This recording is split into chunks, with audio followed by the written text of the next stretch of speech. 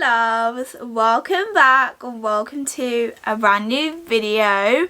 So in today's video we'll be going over my top 10 reads so far of 2024. So obviously we're like 3/4 of the year, I would say, through. We're in like the last quarter now. We have September, October, November and December left, and I thought it would be the perfect time to go over like some of my favourite books so far of 2024. So I decided to pick out 10 books and talk a little bit about them. I don't want to talk a lot about them as most of them are involved in wrap-ups. So if you guys want to see like my full review, check out my wrap-ups and also some of my other videos, because I have some videos that I use these books and read them in. So if you guys want to see more of that, it will be there, but I will include like the tropes and how it made me feel and my rating of them. But most of them are 5 stars or 6-star reads or 4.5 reads, and they're just books that just gave me so much life. I love them all for different reasons and I can't wait to share it with you guys. So I hope you guys enjoyed this video. If you do, make sure you give it a like and a subscribe and follow my socials down below so we can connect with each other. So I hope you guys enjoyed this video. Let's get started. So first up we have Fall With Me by Becca Mack. This is the 4th book in the Playing for Keeps series. This is actually her newest release, and this book, guys, I've spoken about this book so many times. I actually got this as an ARC. I actually have the ARC copy up there, but this book, I love it so much. This is Enemies to Lovers, Forced Proximity. This is very smutty. It is a hockey romance. It is a one-night stand.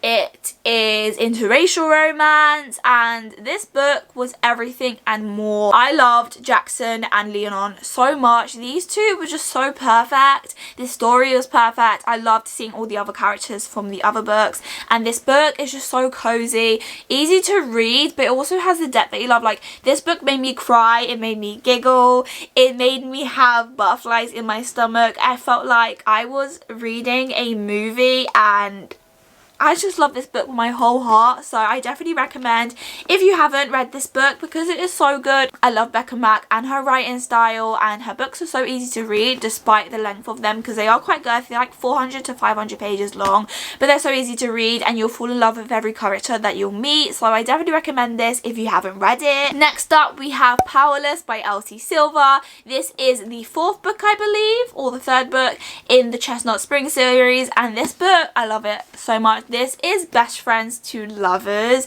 This is also Forced Proximity, One Bed. We have A Runaway Bride, and I just love these two. Jasper and Salome, these two are one of my favourite couples from the Chestnut Spring series.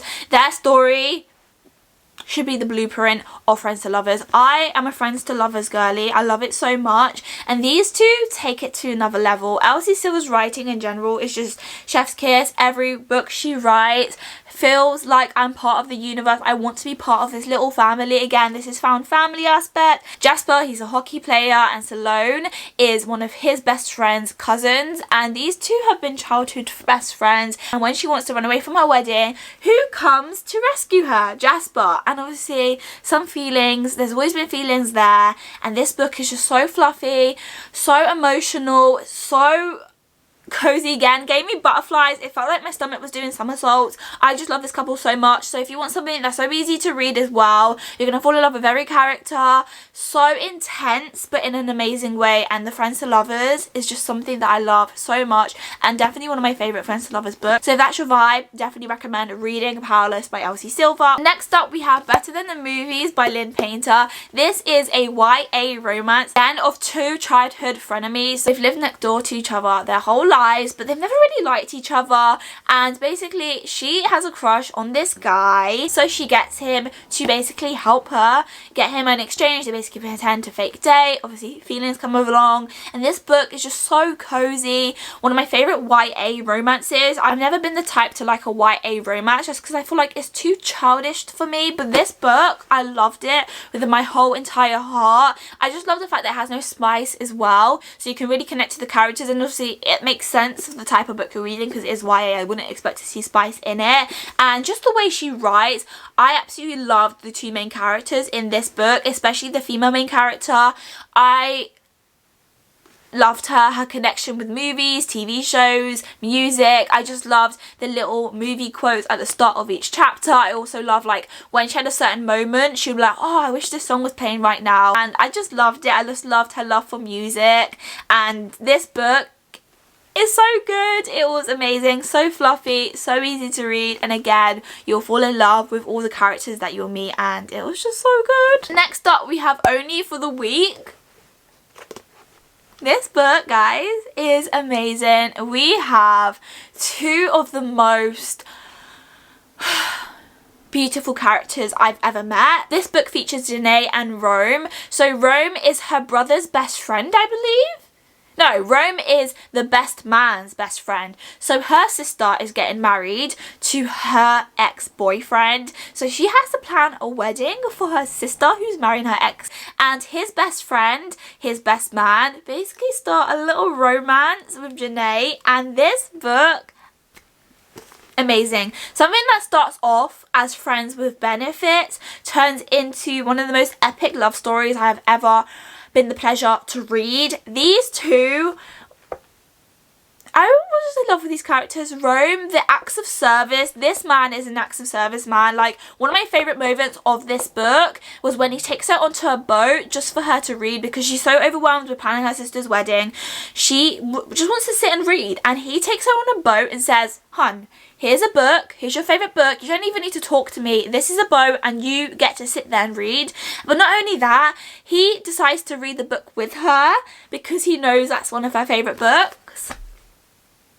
Where is my Rome? Like, this book was just amazing. I loved the holiday vibes, the wedding vibes. I also love the emotional depth of Janae. I felt very protective over her, and I just love this book all round. It's very easy to read as well. Like, look how thin this book is, but it has everything you want packed in one, and it is just perfect. So I definitely recommend reading it if you haven't, because it is so good, and I feel like you could read it at any time of the year. It definitely is summery vibes, but I actually read this at the start of the year, which was winter time, so again, you can read it whenever, and it's just such a good book. And then next up we have One Last Job by Nice Star. This is enemies to lovers, workplace romance, so there's a bit of a miscommunication in this book, but you learn really quickly that these two characters are made for each other. Amber, I again love Amber. I'm very protective over her. She is actually like a designer, I believe, for like restaurants and stuff like that, and he actually works for a firm who tried to like capitalize off like different like clubs and that. So basically they're building a new club, I believe, and she is basically the lead like designer for it, so they have to work together. But miscommunication causes an accidental enemies to lovers, especially on Amber's side, and these two together, again, Finn is such an acts of service man, and I just know that I love acts of service. Like, my love language, I feel like, is quality time, but I think I would want an acts of service man.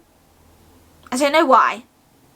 And these books just give it. If you're an acts of service girly, this book is made for you. This book was amazing. Interracial romance. We love like the little intimate moment. Just something simple. It doesn't have to be a lot. He doesn't have to be taking her to some extravagant restaurant. It could literally just be eating takeaway food on a beanbag in the work office. It just needs to be something simple. And these two characters just like made my heart feel more full, and I just loved it so much. So easy to read, so fast paced, and you're gonna fall in love with the characters. So I definitely recommend it. And again, this is one of my favourite books that have come out to 2024, and I can't wait to read more by Nice Star. I recently read her recent book, which is the last book in this series, and she is just an amazing author, and the books she writes are just amazing. So I hope you guys will maybe try out this book if you haven't read it. I definitely recommend it because it is so good. Next we have Wild Love by Elsie Silver. I've actually finished her newest book, which is Wild Eyes, and that book was amazing. And this book, you can just say how I'm looking at this book, how amazing it is. Ford and Rosie. This is brother's best friend, enemies to lover, forced proximity, grumpy ex-sunshine. What more can you want? Like, what more can you want? This book was chef's kiss. I loved the back and forth, the tension I felt between the two characters. Not just like sexual tension, but just like the back and forth. I love the back and forth. It definitely has the banter, which I really adore. And just Rosie, she's just such a lovable character. And Ford as well. Daddy Ford. Oh yeah, I forgot about this. This is actually a single dad romance. And this is part of her newest series, and this book is just amazing. I want to reread it already because it was so good. I read it as an arc, and obviously I picked up the full like proper copy, physical copy, and I actually want to reread that so I can go ahead and annotate it. But it's just so good.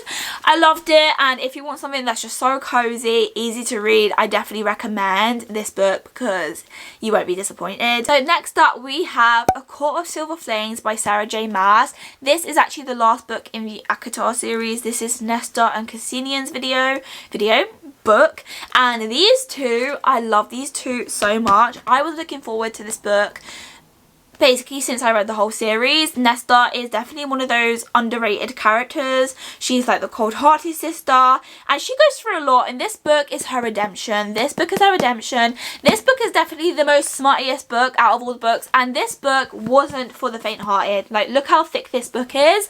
But I did it, I read it, and it came to be one of my favourite books of 2024, even to this day, despite the fact that I read this in January, and we're in August now, let alone towards the end of August, and this book still is at the focal point of my mind. Sarah J Maas needs to come up with her 6th book right now. Because since finishing this series, my life has felt empty, especially on the fantasy scale of things. And I just want to read more fantasy. Now we're entering cozy season, fall season. I just want to read more fantasy. So if anyone has any recs that is like the ACOTAR series, please give them to me. But it was just such a good book. I loved it. I love this series with my whole heart, and I don't really have much fantasy. The fact that it's on my top 10 says a lot because I don't read a lot of fantasy, so when it is included in these types of lists, you know that I'm not messing about. And it was just so good. It's still on my mind. And Nesta, she is my babes, and if anyone dares to think about criticizing her, I will banish you. Like, talk to the hand, because the face ain't listening. Like, really, it isn't, because Nesta is my baby and I will not accept no criticism on her behalf. So next up we have another book by Becca Mack, and that is no other than Unravel Me. This book, this is Adam and Rosie's story. Rosie is a single mother, Adam is a hockey player, and when you put those two together, you have the best book. This book is filled with the love of animals, the love of children, the love of friendships and found family. And Rosie has always had it very difficult. She's a single mother trying to raise a child, and life hasn't been kind to her. And she meets Adam and it's love at first sight. But not just that, they have this friendship that makes me feel so giddy even thinking back at it. And I just love these two with my whole heart. Adam, he is top tier boyfriend material. I actually want to do a video where I rank my favourite book boyfriends because I have so many at this point that is too much. People will be like, girl, you need to step away. But fictional men do it better. They do it better. My standards are up here because these men, like Adam, create the standard. They are the standard. They are the bare minimum, and he was just amazing. Rosie, I felt so connected to her and connected to both of them, and the level of vulnerability these two are able to have is just so important, and I just loved that aspect. But also it was very fun, very comedic. There were so many funny moments, especially seeing the other old characters, and yeah, definitely one of my favourite book couples to come out of the series. I love them all so much, but this one. And next we have Before I Let Go by Kennedy Ryan. This is actually my most recent read, and guys, this book, chef's kiss. Yasmin and Josiah, this book is about grief, it's about mental health, it is about second chance, it's about sometimes you need to love someone from apart to fix yourself, to heal yourself. And if the cards are still there, if the person is still open, then to take a chance, and that at the end of the day you need to focus on yourself, because you can't help others or be there for others or be your best self if you're not good, if you don't feel happy within yourself. And this book teaches you a lot. Yasmin is a character that I absolutely adored.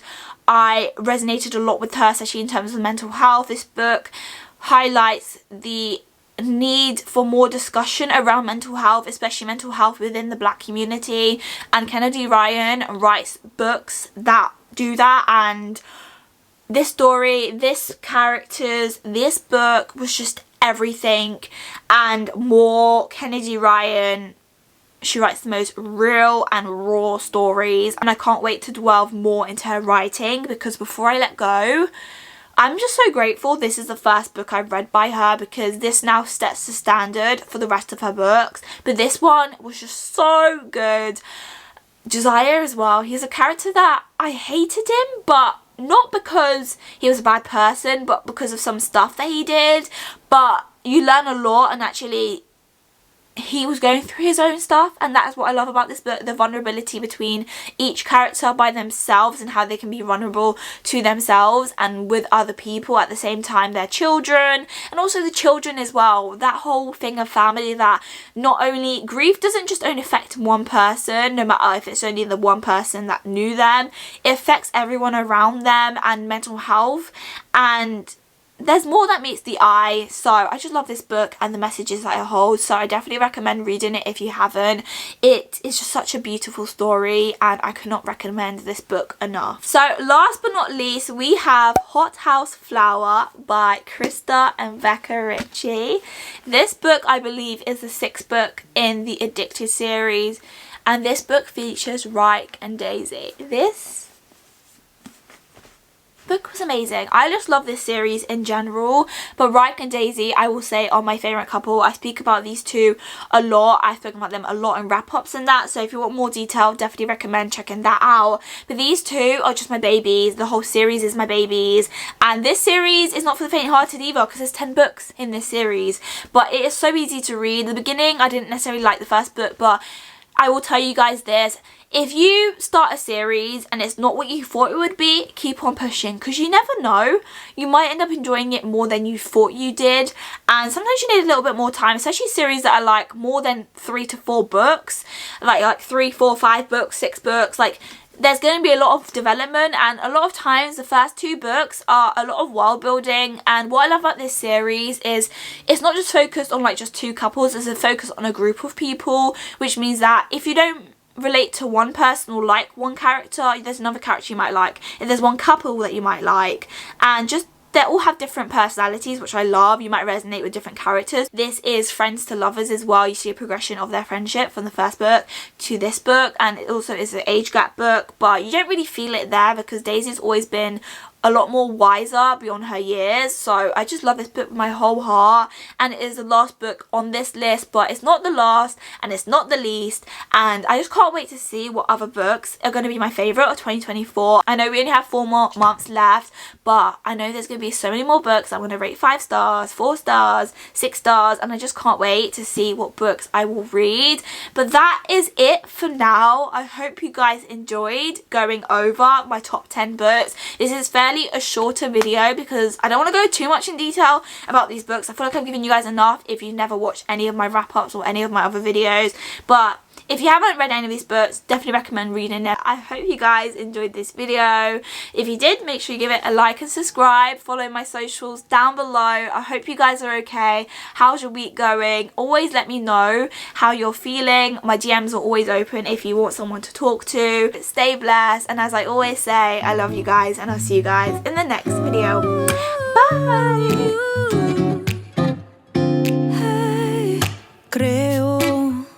Estoy enamorada porque cuando veo cosas muy bonitas pienso en ti como un cabecito en la